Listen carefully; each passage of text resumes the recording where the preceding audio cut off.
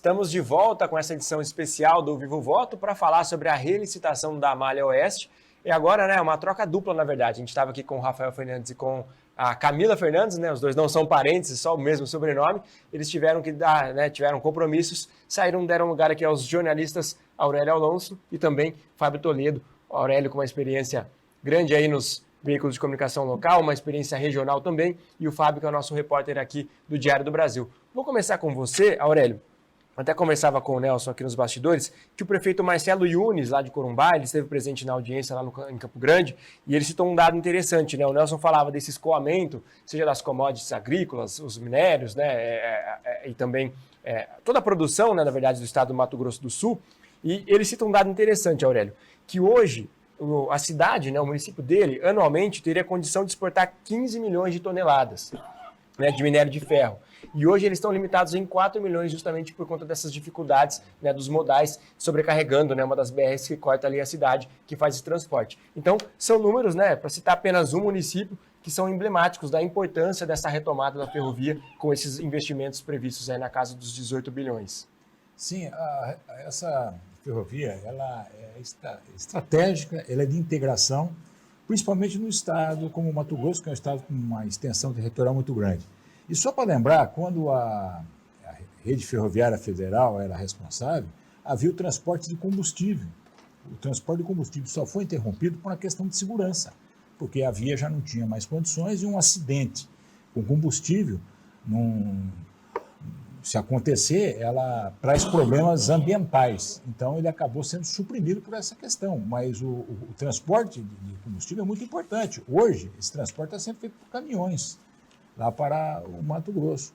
O mesmo acontece no transporte de combustível que vem hoje lá da região, que é no outro trecho da ferrovia, da Ferronorte, é tudo hoje feito esse transporte. Então, há uma gama de mercadorias para transporte. E outra coisa, eu vou mais além, é uma questão assim de futuro, de desenvolvimento. Nos últimos anos, no Brasil, parou-se de pensar muito no desenvolvimento assim a longo prazo. Se você for ver, essas ferrovias foram feitas no século passado. Você pegar aí o século passado que pensou essas ferrovias, elaborou essa ferrovia, na verdade, no Noroeste, era para ir para Cuiabá. Ela acabou indo para Corumbá por uma questão da Guerra do Paraguai, porque o que aconteceu na Guerra do Paraguai? Para chegar em Corumbá, não havia nenhum acesso terrestre.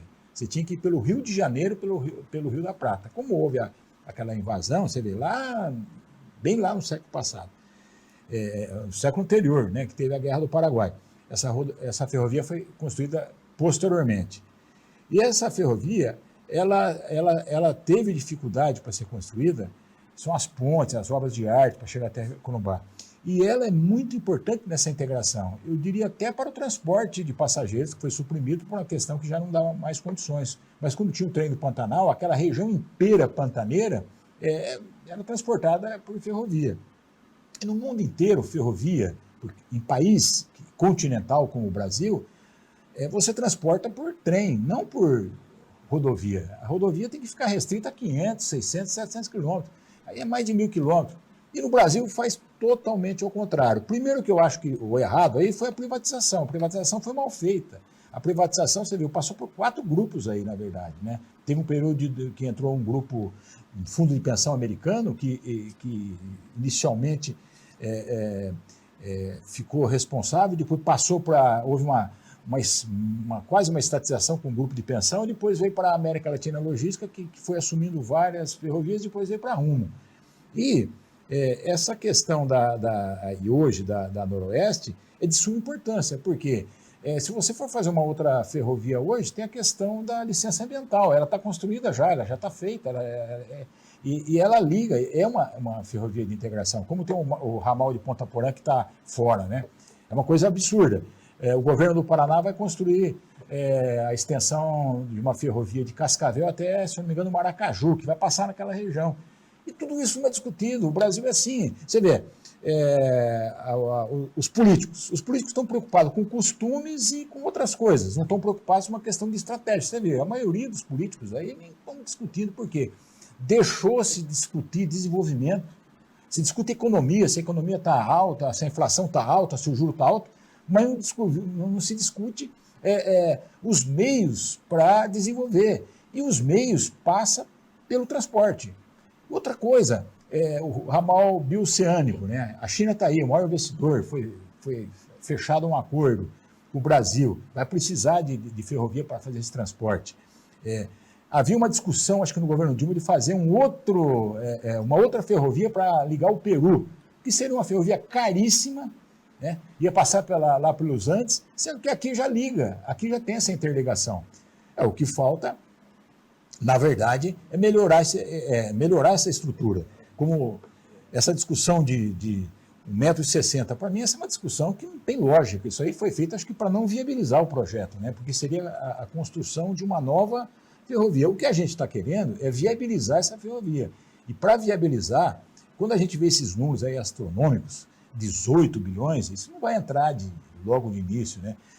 Eu estava vendo aqui num levantamento aqui pelo Mato Grosso, quem assumir isso daí vai operar num prejuízo nos primeiros anos. O investimento mesmo aí é para 2027, não é logo de início assim, né? Então, essa questão a gente está discutindo a viabilidade. A viabilidade porque é o seguinte, Bauru surgiu da ferrovia. Bauru só existe por causa da ferrovia.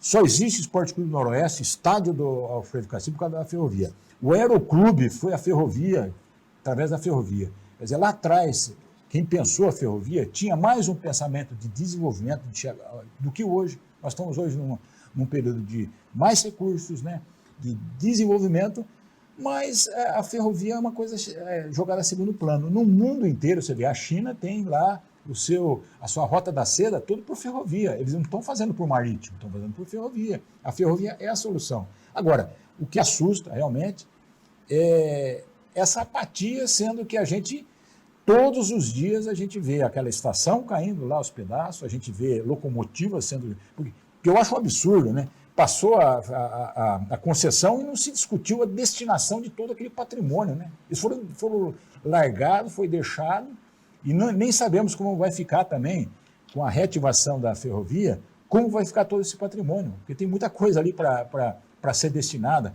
tem todas essas questões para ser resolvidas. Mas, num primeiro momento, a gente tem que buscar realmente a reativação da ferrovia. São Paulo deve se engajar, é importante, porque é um corredor de exportação. Essa ligação por vitola métrica, ela vai até a Mairim, que chega a Santos. E tem a outra que passa aqui por Bauru, por Pederneiras, que é outra concessão, que lá em Mairim também ali, lá é 3 trilhos, né? Bitola larga e bitola métrica. Então, tem o direito de passagem para bitola métrica, né? Tem um número X de vagões para descer. O que aconteceu? A Rumo se desinteressou pela bitola métrica, por quê? Porque ela tem outro corredor de exportação lá, pela bitola larga. Estão querendo exportar para a larga. A Bracel mesmo, ela preferiu optar por Pederneiras. Por quê? Porque tem mais condições. Ela transporta com um caminhão até lá o porto, de lá manda para São Paulo. Ela nem se interessou pela bitola métrica, por quê? Porque a bitola métrica não tem condição. Ali seria prejuízo. Havia outra empresa de celulose do Mato Grosso, até o trem chama Vaca Verde, né? Que fazia exportação e desistiu. Eles estão agora repensando em fazer uma ligação lá por cima para ligar a Ferro Norte lá para mandar a exportação. Então essa ferrovia é muito importante. Agora, o assustador é a forma como se pensa, como se discute o desenvolvimento do país. É muito assustador. Nós não temos planejamento, não temos projeto. Esses projetos são apresentados, eu acho até meio estapafúrdio, uns projetos assim que se você for enxergar e ver as condições, é óbvio que essa licitação pode ser deserta. Essa é a nossa preocupação também. É de fazer essa licitação e ela não se viabilizar. Até aproveitando o gancho, desculpa, Aurélio, o Amantini teve bastante conversas, né, com os representantes da empresa bauruense que opera no setor há mais de 50 anos, que foram também, né, representar a cidade. E você, né, qual foi a sua impressão, Amantini, da conversa com eles em relação à audiência pública lá em Campo Grande? Olha, primeiro que o pai, o seu Luiz, ele tem quase 90 anos, falou de forma emocionada pra gente. Ele já é uma pessoa bem sucedida, ele, a família, todos, mas queria deixar um legado para a futura geração, para filho, para neto, né? Porque ele fala com muita emoção sobre a ferrovia. que está preocupado, essa preocupação levantada pelo Aurélio, pode acontecer, porque realmente também, vamos ser francos, iniciativa privada entra onde dá lucro, e geralmente querem lucros rápidos, o que também não é fácil. O que não vai acontecer isso também pelo próprio programação dessa concessão, né, nos primeiros anos. Eu vi aí pelo Nelson, muito bem feito lá um estudo, que foi até divulgado pela própria audiência, o investimento aí nos primeiros 3, 4 anos, pela concessionária, é de cerca de 5 a 6 bi. O restante ao longo de 60 anos. Agora eles querem ter um retorno rápido. O empresário também não vai colocar dinheiro onde não vai ter retorno rápido, né? Por exemplo, tem lideranças políticas aí conversando, inclusive com os empresários juntos, que defendem até um modelo de uma parceria público-privada. Acha que o Estado brasileiro não deveria sair fora totalmente, porque se trata também de um modal estratégico para o país. Precisa ter dinheiro público também para ter garantia, para não acontecer exatamente e acontecer o Carrumo, que simplesmente devolve. Por quê? Devolveu. Porque viu que não se ia ter lucro a curto prazo, não foi feito nenhum investimento e deixa a bagaça agora para nós aí, queira ou não, né? Dinheiro também que poderia estar sendo bem investido mais, se fosse feito um modelo de estação bem feita, de repente com a participação também ter dinheiro público, da parceria público-privada, coisa que não aconteceu. Agora, a empresa de Bauru, a Transfesa, né, seus diretores estão muito preocupados também. E também não é só uma questão econômica, é questão realmente de, principalmente o seu Luiz, com quase 90 anos, que quer sim deixar um legado para a nossa região.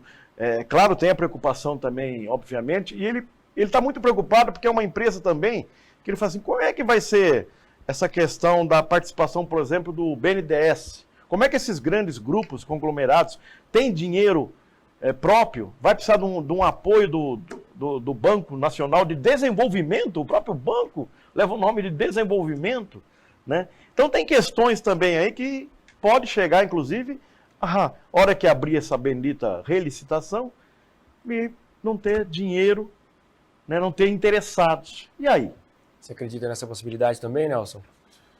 Então, por isso é que o projeto colocado, mencionado pelo Aurélio aqui, com o que o Mantini colocou, e voltando de novo ao Gabriel ao Place, né, o Roberval Place, citei o filho aqui em nome do pai como homenagem, também preocupado, mas colocando não com viés sindical só, é uma questão do ponto de vista estratégico mesmo.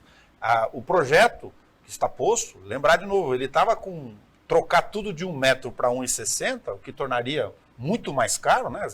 É antagônico economicamente, você nem ser engenheiro, especialista para ver isso, já foi feito a grita lá, por isso 3 de maio essa importância, e pensar do ponto de vista do investidor, como a gente está colocando, é real. Olha o exemplo da Rumo e dos outros trechos de Ferrovia do Estado de São Paulo. Pense se você fosse um grande investidor, porque você vai precisando transportar milhões de toneladas, só para ter ideia, lá em Dourados tem 3 novas plantas e o governo do Mato Grosso do Sul falou, olha, eu tenho em uma planta 2,5 milhões de toneladas de celulose. Eu não vou botar isso em cima de caminhão, custa gigantesco. Os caras não jogam dinheiro pela janela, né? E a gente tem aqui o grupo de Singapura, enfim, com outros investidores aqui do nosso lado, investindo 5 bilhões aqui na Abracel. É óbvio que ele já combinou em um contrato de país com país, né? É bilateral isso. O compromisso, o Estado de São Paulo deu aval lá no governo passado, de novo está na mão do Tarcísio agora aqui, cumprir, porque senão tem problemas e consequências internacionais gravíssimas. Ninguém vai sair lá da China, de Singapura,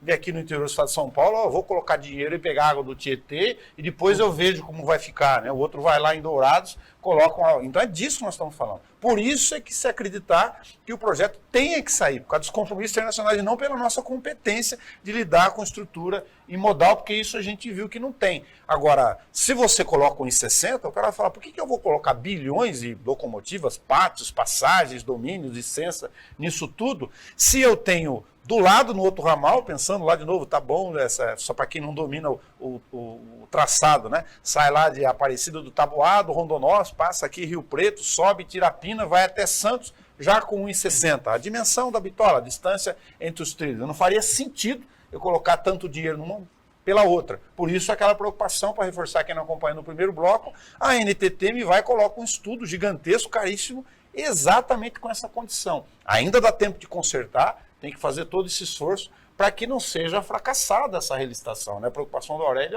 é bastante salutar. E aí, nós vamos achar que fizeram para não dar certo, para depois ficar essa sucata aqui? Seria o fim do mundo, né?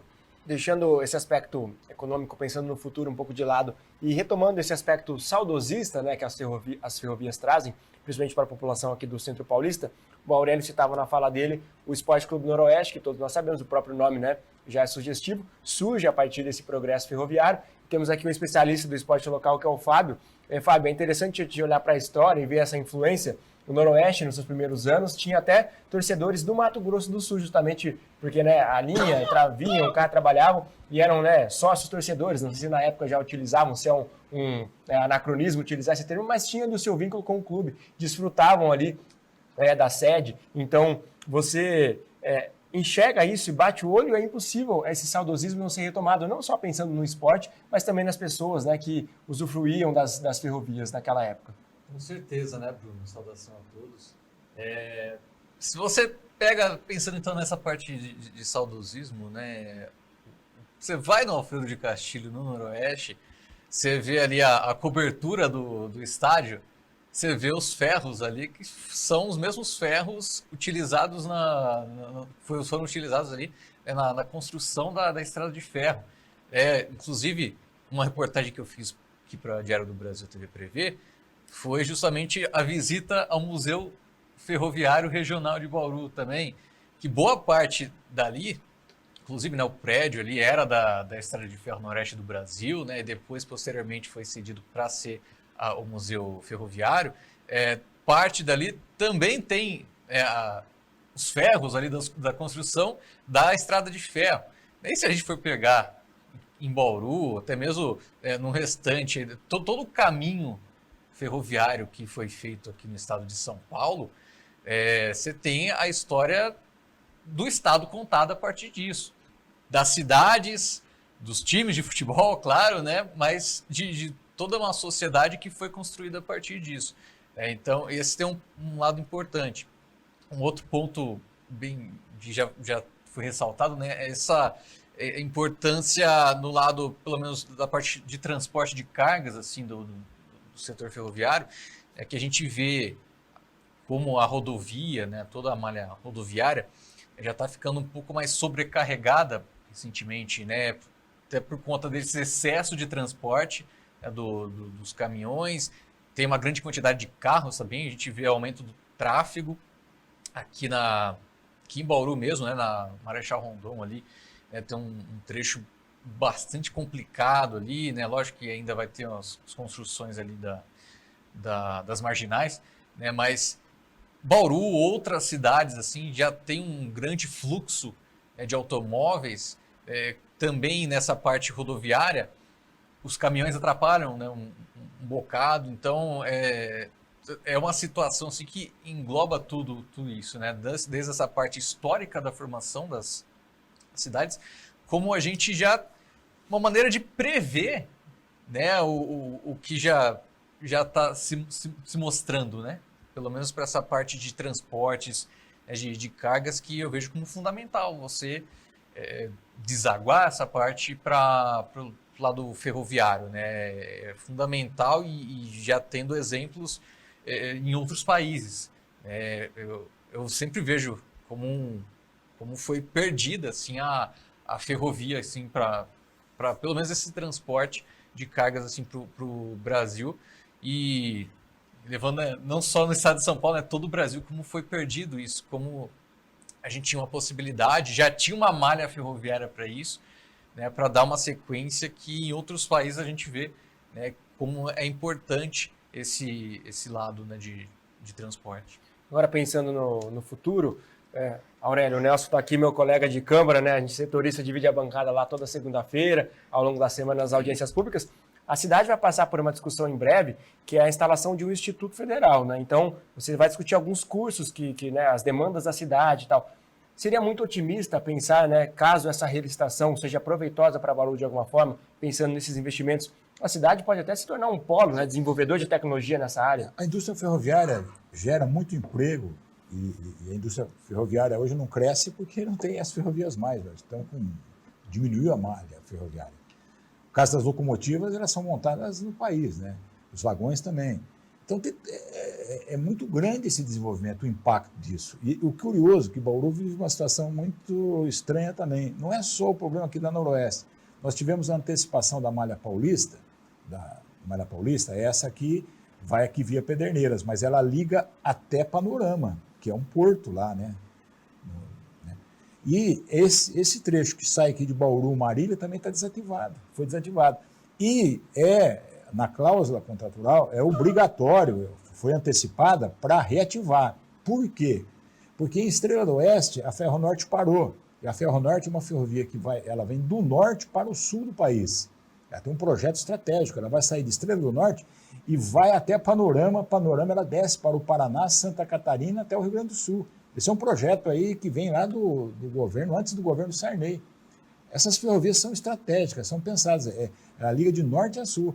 É tão importante, isso vai demorar. Eu estou falando aqui que essa extensão de São Paulo, Paraná e Santa Catarina vai demorar. E em Santa Catarina é discutido, porque não tem quase ferrovia lá. E lá também tem muito agricultura, tem perspectiva, o Paraná tem perspectiva de exportação muito grande. E depende disso também. Então você vê que se a Noroeste se não viabiliza essa ferrovia, que pode acontecer, né? Pode acontecer. E o que vai acontecer? Parou tudo, vai ser pior ainda, e mais esse outro tramo aqui que depende dessa continuação, que também é cláusula contratual, mas acaba não às vezes, cumprindo. O que aconteceu com a Noroeste, você vê, essa quantidade de vagões, de tudo abandonado, quer dizer, é uma coisa que é um pensamento simplista, mas como que se faz? É um patrimônio público, gastou-se muito dinheiro do país, é dinheiro de empréstimos internacionais de outras gerações, de outras épocas, e isso é jogado no ralo. Aí daqui a pouco, daqui 20, 30 anos, não sei, o Brasil se desenvolve e precisa de ferrovia. Ao invés de ter a malha já em condições só para alargar, não. Vai se construir uma nova ferrovia. Sabe, é um desperdício de dinheiro público. E outra coisa, o Estado, ao perceber porque eu acho que a ferrovia privatizada, só privatizada não funciona. Eu acho que a público-privada é a melhor solução. Só estatizada também não dá, porque tem um problema do Estado, o Estado não tinha condição de sustentar. Mas eu estava lá analisando, o Estado com toda precário, o Estado com os problemas, os pátios funcionavam, a ferrovia funcionava melhor do que o privado. Então, no Brasil, tudo é relativo. No Brasil tem um maniqueísmo de discutir o Estado não presta e o privado não presta, certo? Eu acho que os dois não prestam no Brasil por falta de gestão do governo nosso mesmo. Porque quando é privado também o serviço é mais caro e quando não dá certo devolve e não paga essa indenização e vamos discutir por 30 anos na justiça. É a questão aí do patrimônio aí dessa ferrovia, que a Rumo vai alegar que é uma concessão de outra, que era a América Latina Logística, vai ficar uma discussão jurídica aí e não vai ter a discussão de como que vai fazer essa indenização. É plausível, mas essa é uma questão. O que a gente está lutando é que essa ferrovia se viabilize e volte. Há a perspectiva que você falou. Na região do Mato Grosso, há vários grandes investimentos. Só esses investimentos de celulose aí já garante. Só que eles estão lá numa questão que é o seguinte, eles não querem fazer a exportação por aqui porque não tem condições. Vai ter que ter um investimento muito alto. Então, isso que o Mantino falou, público, eu acho que a tendência vai ser isso. Vai ter que ter financiamento público junto com o privado, porque senão é difícil a viabilidade só do privado de investir numa ferrovia pelas condições que estão. Quanto ao BNDES, é meio fácil, né? É meio polêmico também, né? Você pega uma concessão, mas pega um empréstimo aí vultuoso a longo prazo, né? Então, eu acho que não sei se o Estado tem tanto dinheiro para esse tipo de financiamento. Se for para fazer financiamento, então faz o Tesouro custeia alguma coisa, né? Meio a meio aí, não sei. Mas que solucione, que tenha, que essa ferrovia volte a funcionar. Porque eu vou falar, para Bauru é importante, porque Bauru é um centro de logística. Já é hoje. Tem condições de expansão? Tem. O aeroporto é outro calo na nossa realidade. Ainda não se viabilizou. se privatizou aí, mas não tem linha aérea, nem quase consegue transportar passageiro. Tem um projeto de carga para futuro. Nós temos o Porto Seco que funciona bem aqui, funciona bem. Ele tem condições de expansão. Temos várias empresas. E outra, a localização, né? É central no estado. É uma localização, a gente tem ligação com Mato Grosso, né? Ligação para o Paraná, ligação para São Paulo, para outra região. Quer dizer, como que, no caso, o trem, a ferrovia não funciona mais? Temos a hidrovia também, que é importantíssimo. Você viu quando teve aquele problema da calha do rio, diminuiu, houve seca, você viu, parou a hidrovia, o problema que foi, né? Quantos caminhões na estrada para transportar aí pela hidrovia, né? A hidrovia agora voltou, né? Então, a gente está numa região, por incrível que pareça, privilegiada, mas com esse problema da logística. E Aurélio, a gente focou muito no transporte de cargas aqui, né? Mas vocês estando nos modais, até para a gente encerrar essa discussão, que daria mais horas aqui, é claro, mas a gente precisa encerrar, estendo ali, né, essa reflexão ao Nelson e ao Mantini para a gente finalizar o programa. Transporte de cargas, ainda muito debate, muito complexo. Sonhar com o transporte de passageiros é um sonho muito distante? Para esse programa da ferrovia, sim, porque o direcionamento com o acordo bilateral com os outros países, que os investimentos que estão postos, que a gente falou aqui, estão direcionados integralmente para passageiros. Desculpa, para carga, ao invés de passageiros. Mas vocês até, trazendo a Mantini também, é claro que é muito difícil, você está falando de décadas de investimento, né? Mas até por conta de outros setores que influenciam também dentro da política, como é que vocês enxergam ao menos o início de uma discussão? Olha, no final do governo estadual passado, começo a gente sabe que fez parte do plano de governo do atual governador, a gente está vendo alguns projetos, mas muito mais incentivados pela área de turismo, a sair do papel. Por exemplo, já tem linha São Paulo-Campinas sendo discutida, né, a região ali de Jundiaí, certo? Talvez algo também já projetado aí para a região de Sorocaba, né? Mas eu, por exemplo, nasci em Campinas. Eu vim de criança para Jaú de trem, né? Então era gostoso, uma viagem até que a gente nunca esquece, né? Aquela viagem de trem. Agora, se a gente conseguir viabilizar essa questão do transporte de cargas, eu já ficaria muito feliz. Muito feliz, acho que estaria muito feliz mesmo em ter ajudado num processo, juntamente com outras lideranças. Agora, a gente falou muito na liderança política, mas falta também quem vai usar de fato no dia a dia essa ferrovia, né? A sociedade civil organizada de classe, a entidade de classe, né? Eu acho que essa semana muito importante. Vamos acordar Bauru e região, né? Na próxima quarta-feira, quem der para ir em Brasília presencialmente, vá. Quem não der, que participe ativamente, virtualmente, mas que represente as entidades, né? Ciesp, a Senag, tanta entidade que Bauru tem, nossa região tem, que representa desenvolvimento. Eu gostaria muito de contar com esse pessoal também, além, obviamente, das lideranças políticas, que é muito importante nesse processo todo. Aí, com esse debate, esse convite, né, a mobilização, a gente encerra o Viva o Voto, essa edição especial para falar da relicitação da Malha Oeste. Eu agradeço mais uma vez não somente ao Mantini, ao Nelson, ao Aurélio, ao Fábio, a Camila e o Rafael também que participaram. E se você quiser rever esse programa, né, siga as nossas redes sociais, @Diário do Brasil TV Prevê. Você pode encontrar lá não somente este programa, mas também todas as reportagens que a gente faz aí ao longo da semana de Bauru e da região central do estado. Agradeço mais uma vez, agradeço você também pela companhia e até a próxima.